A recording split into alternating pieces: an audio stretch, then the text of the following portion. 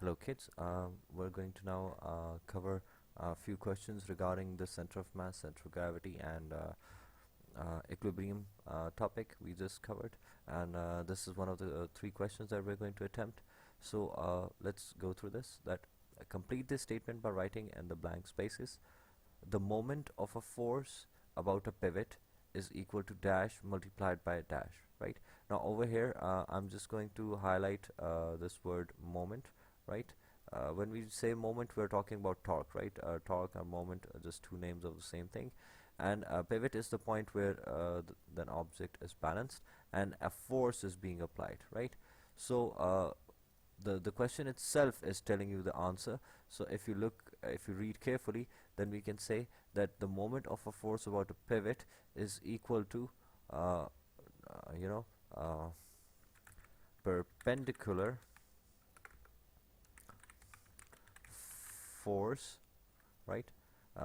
Multiplied by uh, sorry, yeah, text box, multiplied by uh, the distance of pivot to point of action of force. Now that's a more you can say appropriate answer for this 1 mark question, right? So the moment of a force about a pivot is equal to the perpendicular force multiplied by the distance of pivot to the point of action of the force. This is what we in terms of uh, you can say in terms of formula, we say that tau or torque is equal to the applied force, which is F, right, multiplied by the distance d, which is the perpendicular distance from the pivot to the point of application of the force, right? So now let's look into part B. Figure 3.1 shows a horizontal rod of length 2.4 meter and a weight of 160 newtons. The weight of the rod acts at its center. The rod is suspended by two vertical ropes, X and Y. Over here we have the X rope, and over here we have the Y rope. This rod is hung by these two ropes, right? The tension in each rope is 80 newtons, right?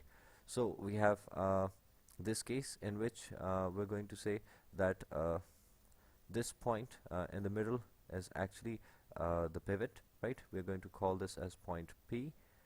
Why? Because now we're going to highlight this important points in the question, that there's a horizontal rod of length 2 meters, so we've got one quantity over here and a weight of 160 newtons. So the rod itself is 160 newtons. From here we can calculate the mass if we work it back, right? Uh, the weight of the rod acts at its center, right? And wherever the weight of the rod or the object acts, we call it as the center of gravity, right? Because we're using the thing, this quantity weight, and we're not discussing mass. So in the previous video I clarified that when we discuss uh, weight or gravitational acceleration, we will always refer to the center of gravity, and when we're only discussing the mass, then we're going to call it the center of mass. So we're not discussing mass, so it's not the center of mass. We can surely consider center of gravity, right? Moving on, now we're going to consider that these two ropes X and Y, right? Rope Y is over here, rope X over here, and they both are lifting this rod of 160 Newton,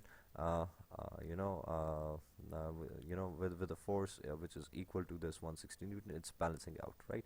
So let's look at the question. State the name given to the point at which the weight of the rod acts. Now the word over here is weight, so we're simply going to write center of gravity.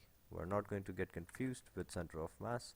We're just going to write center of gravity, right? Okay. uh, Now please do not confuse this as the pivot. Sometimes I've seen some kids who write a pivot over here as an answer. That may be correct, but not usually that the object is pivoted at center of gravity. It may be unbalanced, in an unbalanced state, so the center of gravity will be somewhere else maybe. Just consider that when we're discussing the weight, we're just going to use the term center of gravity, right? Now calculate the mass of the rod. We can just work back the weight from this, right, we do know, I'm going to use the text box, right, that weight is mass multiplied by gravity, and we do know that gravity is actually 9.8 meter per second square. Now please mind, I don't have the exact you know symbology to put it in the power. Now I'm just going to use this you know computer based, computer language based symbols for power. Now we can calculate the weight by working back this, and we have the weight already given to us. Oh, just a minute. There we go. So if W is 160 newtons, that is equal to mass multiplied by 9.8. So we get mass equals 160 divided by 9.8, right? And that should equal to, let me just pull out my calculator. So that is 160 divided by 9.8. So we're going to get 16.33. I'm just going to round off this 6, right, into 3. So we have a mass of 16.33 kilograms. Now mind it that we have over here newtons as the unit of the force, and newtons correspond to kilograms in terms of mass. So the mass is 16.33 kilograms. Please don't miss out these units. If the question already has units, then you don't need to write the units. Also, you need to conform to the given units. But if there are no units in the answer area, now mind it, if you don't write the units, then the answer is not considered correct, because you are not specifying what quantity that you're writing, right? It may be mass, but what is it? Is it 16 grams, kilograms, or tons, right? So you need to put the units if the answer area is not having any units. Now the final part of this question is the rod is in equilibrium. So it is referring that the rod is in equilibrium. Using the data in figure 3.1, explain why, right? Considering what we see over here is that if we take the the net vertical and vertical forces, we understand that this rope X and the rope Y in terms of linear forces are in the same direction. They can be added up, and as a result, if we add two vectors of 80 Newton, then the magnitude is actually, if we say T1 is equal to 80 and T2 is equal to 80 newtons, right? So tension, overall the vertical force, right, is going to be T1 plus T2, right? T1 plus T2, and that is going to be 80 plus 80. Now that is going to be 160 newtons. Now that is actually equal to the weight of this rod. So hence, since the both forces, the upward forces and the downward forces, are equal, hence there is no net force acting on the object. So we're going to say from figure 3.1 we say that both vertical and both vertical forces, that is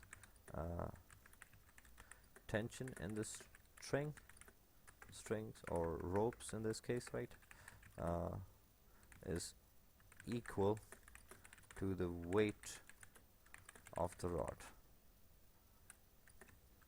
Hence net force is 0.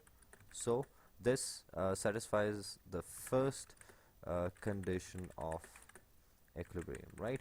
I told you that when we need to discuss equilibrium in terms of the state when it's balanced, we call it that the object in this condition is in equilibrium when the net forces are 0, right? Now let's discuss the second state, because we discussed that when we talk about equilibrium, it needs to qualify two states, right? Sorry, two conditions, right? And the second condition refers to the torque. Now, if you look at rope X, first of all, I would like to clarify that since the weight of the rod is acting downward from the middle, which is actually the center of mass, and this is where we can pivot this as well to balance it, right in the middle. That means that the weight is going to be a linear force, which we have already ruled out in the first condition. Now if we look at the rotational effect, then rope X and rope Y are individually capable of creating torques, right? Let's say if I cut rope Y, right, I cut it out, what is going to happen, that the rod is going to spin out. Let me just draw that out, right? If I cut this, then the rod is going to move like this, right? It will be hanging vertically from here, right? Now we don't want that to happen. In the same way, if I cut rope X, then the rod is going to swing like this, and it would be hanging like this vertically, right? So we understand that both these forces, the X and the Y rope, are capable of creating their own torques, right, or moments, in which case rope X is creating this you can say clockwise torque, right, clockwise, and in case of Y, we have anti-clockwise torque, right, which is creating upward. I'm going to draw this, so this is going to be C, counterclockwise torque or anti-clockwise torque, right? And since the forces are equal, right, on both ends, and we do know that torque is equal to force into distance, right? So in this case, when the forces are equal, also since this is 2.4, if I take the center of this weight, right, center of this rod, I'm going to say that these two are going to have equal distance, right? I'm going to split it into two, so it's 1.2 meter on this side and 1.2 meter on this side. That means that the product of both force and distance on each side is going to be equal, right? That means the counterclockwise torque will be equal to clockwise torque will be equal to counterclockwise torque. Hence the net torque is also 0. So now I'm going to place the second statement over here, that the net torque also from figure 3.1, we say that the moments created by rope X and Y are also equal, hence the net moment is 0. This satisfies the second condition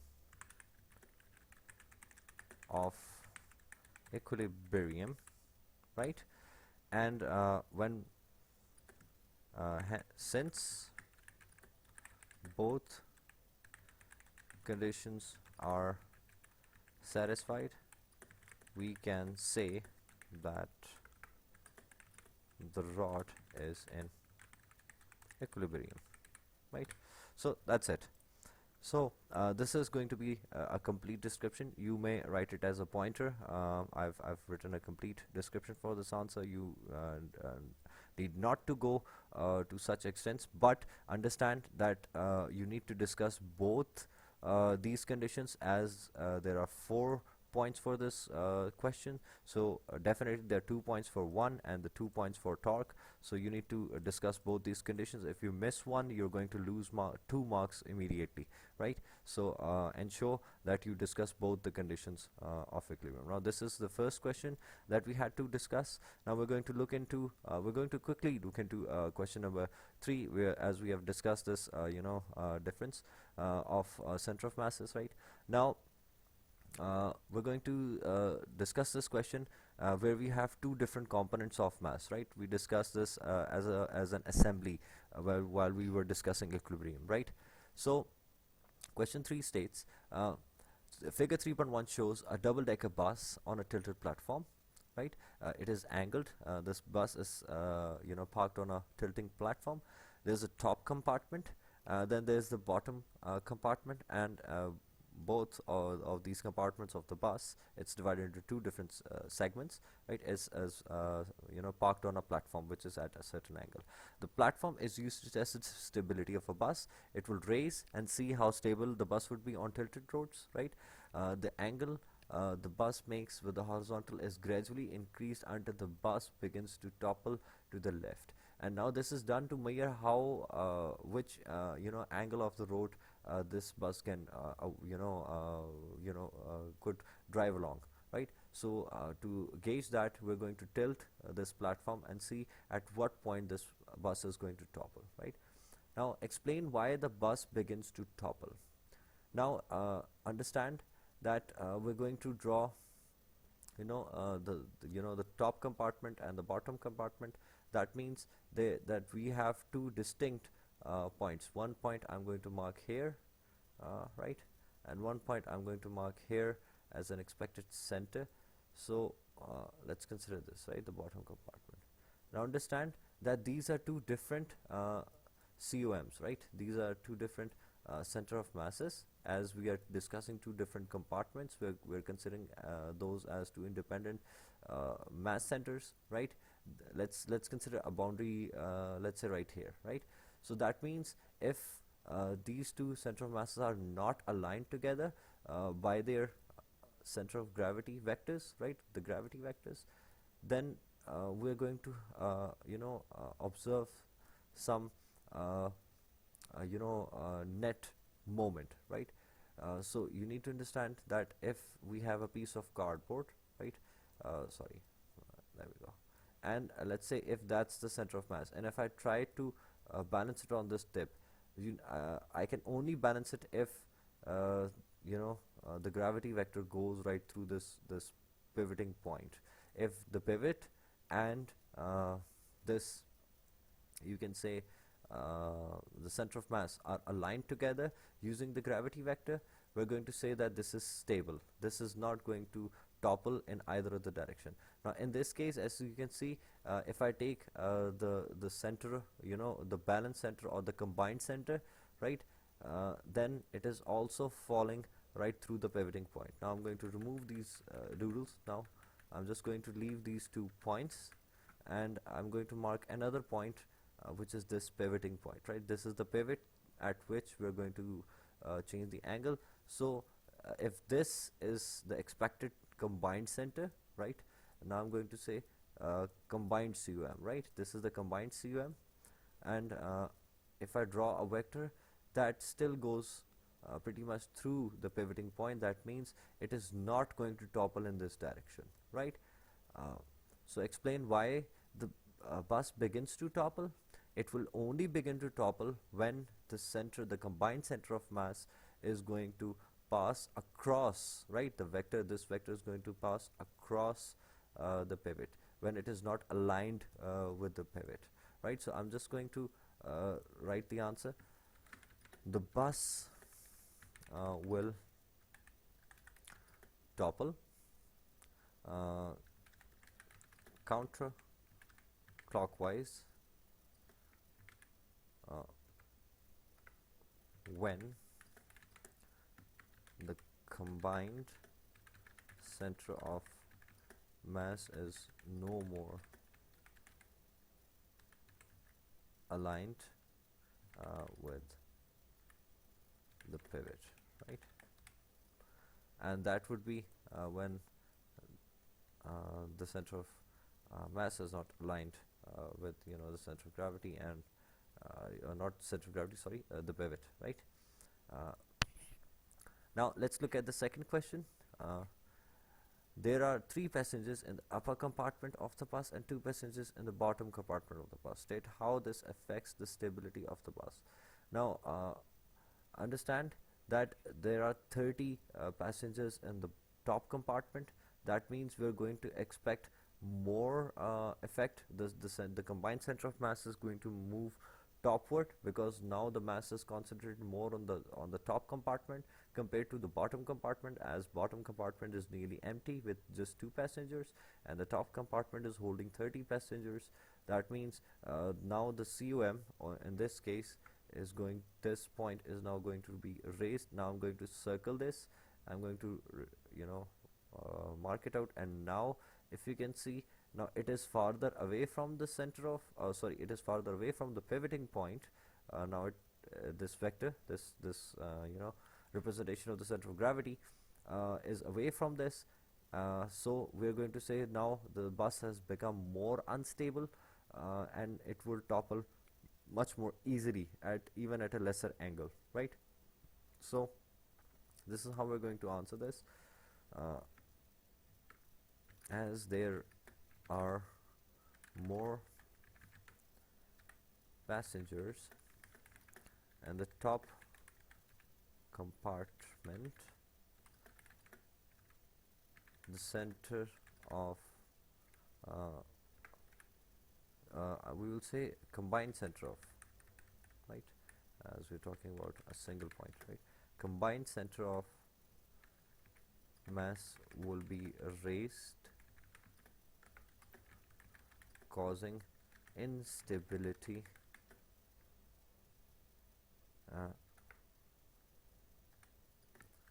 this would result in bus toppling at a lower angle now, right? So that means now, because of this, since the center of mass is now raised, the mass is much more concentrated on the top compartment, so there is more chance of toppling even at a lower angle, right? It would easily be misaligned by the pivoting point, right? So this is how we're going to answer this question. Moving on to the next part. Now this question is not concerned with the moment, so I'm just going to skip these parts of this question, and I'm going to keep moving to now the third question, which we're going to discuss. Now this is a signboard which is standing. We have balanced this signboard. As you can see, the signboard is quite large. It is hung by this pole. This pole is supposed to hang it, but as you can see, the mass is, the signboard is quite large, so there's a big possibility that it would topple from this side. So to balance it, there's this concrete block placed over here just to balance it out. So what we do is we are going to simply review the given data in the figure, right? So let's start highlighting what we're going to have over here. So this figure extends over a road. Now this is the support post which is holding this board. This is a sign. Now this is the weight. Now understand that weight, this is the weight of the board, right? Now when we talk about how far is that, this is now the center of gravity, since we're talking about weight. So it is 1.8 meters from this center post, while now let's look at this question. The mass of the signboard is this, so they have given us the mass, one piece of data. Calculate the weight of the sign. So that is very easy. We're just going to use this formula. W is equal to mg, where g is equal to 9.8 meter per second square, right? So weight is going to be, let me pull out my calculator again, right? It is going to be 3.4, right? In terms of 10 to the power 3, it is going to be 3400 kilograms, right? Multiplied by 98, so that is going to be 33320 newtons, right? So the answer is going to be, oh, just a minute, yeah, let me go, 33320 newtons. Why? Because this is weight, so weight is expressed in terms of newtons, right? So this is the weight of the post, this signboard, right? They're just asking for the signboard.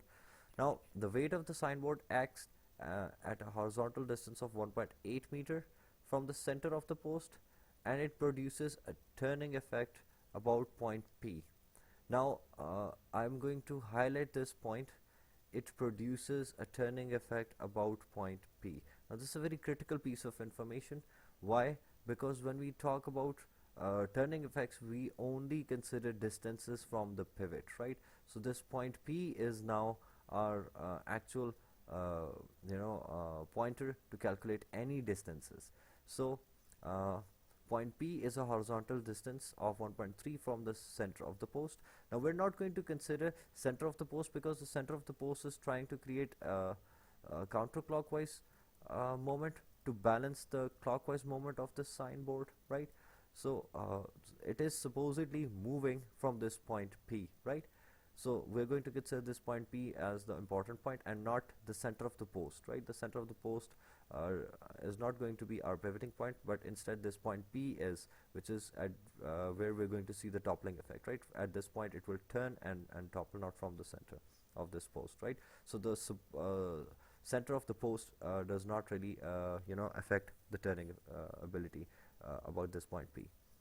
So calculate the moment about point P due to the weight of the signboard. Now understand, I just told you that we are supposed to use this point P, so I'm just going to calculate this distance, right?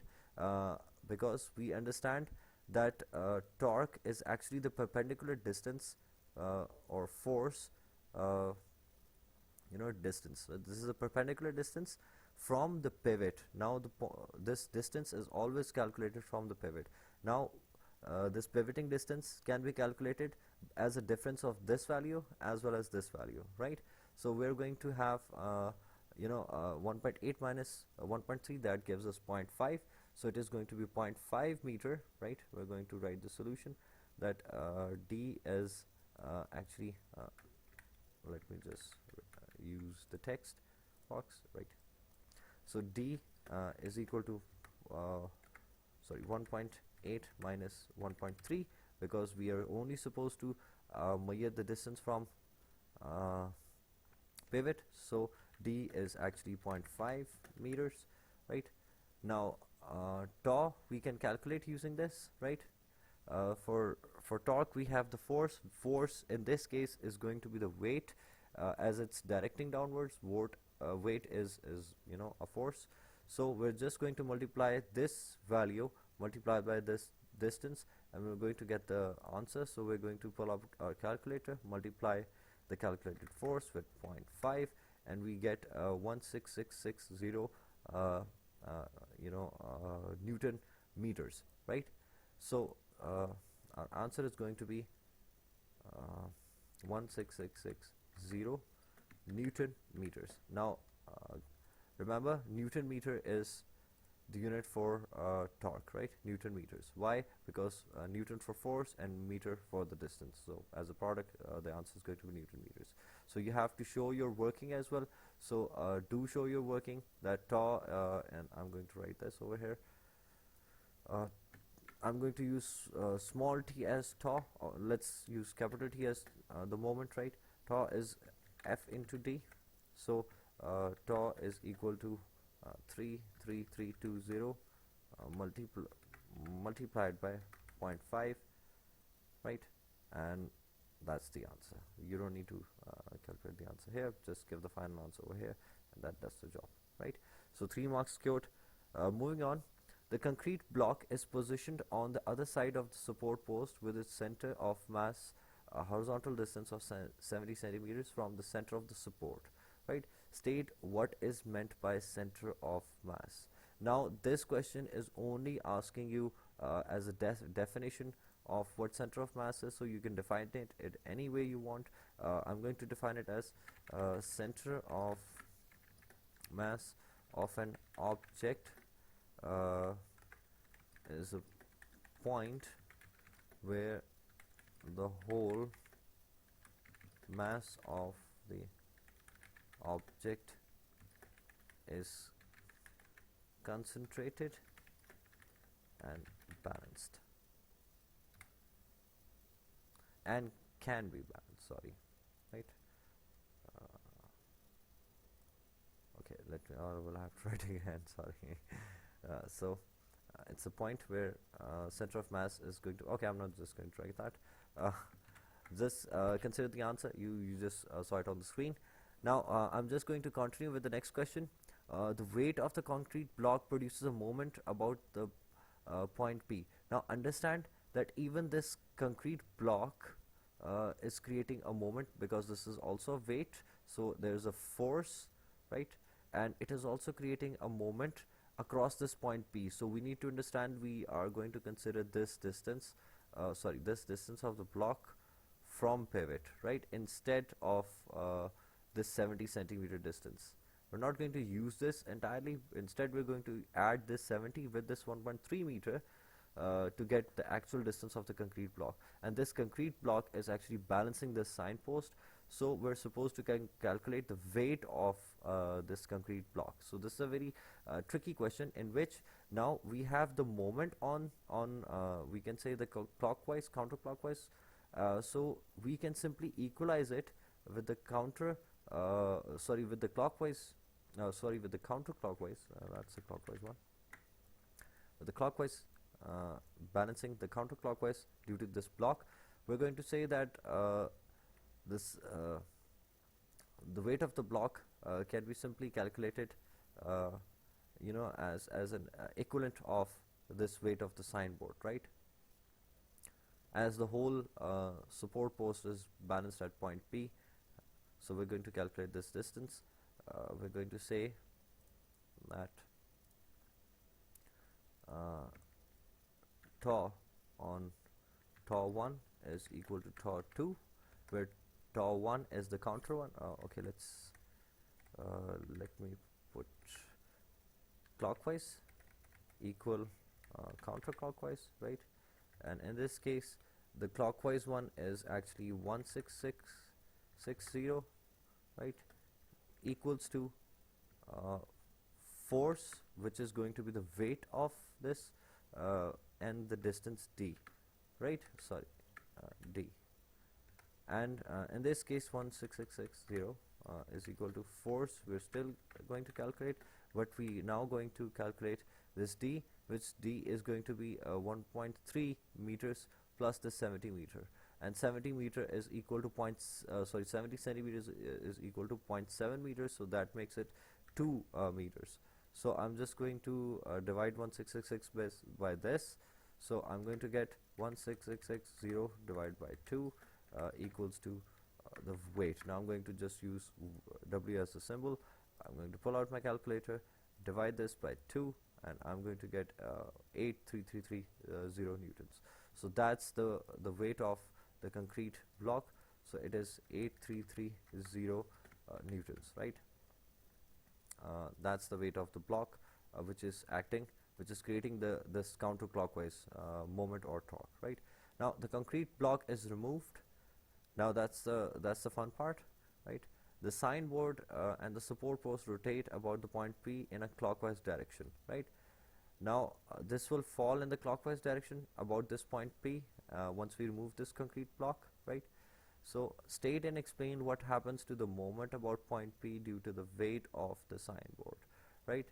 As we know that at this moment, now I'm going to remove all these, I'll try to remove all these doodles if I could. Yeah. Oh, sorry. We just removed our question. There we go. We don't have this anymore.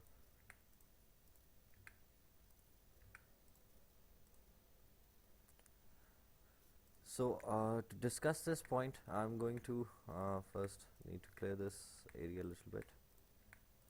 Okay, there we go. All right. Now, when we look at this, we are going to see. Sorry, let me just get the graffiti on. Yeah, graffiti. So as we can see, this is the center. So the weight is acting at this point. It is farther away from the pivoting point, right? So once the signboard will fall, this center will actually trace like this, right? It will be pointed downward, but it will make a path. This point P, let's call it point X, right? So the point X is going to follow this path while the signboard is tilting. So the more this is going away from point P, as you can see, the distance is increasing every moment the board is falling downwards. uh, it is accelerating, it is going to accelerate. Why? Because the torque is going to increase gradually while it is toppling, right? So we're going to state and explain what happens to the moment about point P due to the weight of uh, the sign board as it rotates. As the sign board rotates, the moment due to let's discuss it. The center of mass is farther away from the pivot. The center of mass of uh, let's call it center of gravity. Yeah, either way, because we're using weight. So the center of gravity uh, is of sign board. Just specify which thing, right? Is farther away from the pivot. Hence, it will increase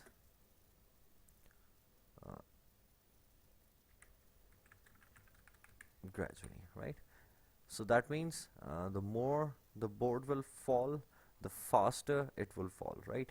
As the center of gravity is moving away from pivot, right? So that's the answer.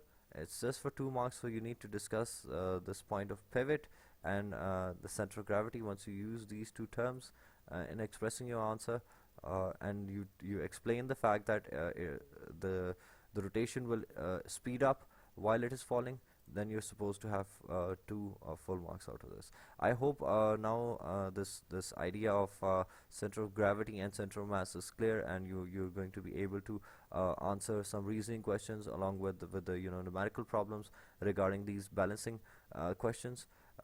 If you have any queries, or if you have any issues regarding any question in the past paper, just leave your comment and leave the reference of the past paper, and I'll try to post a video of the solution and discuss the solution of the question. Thank you so much.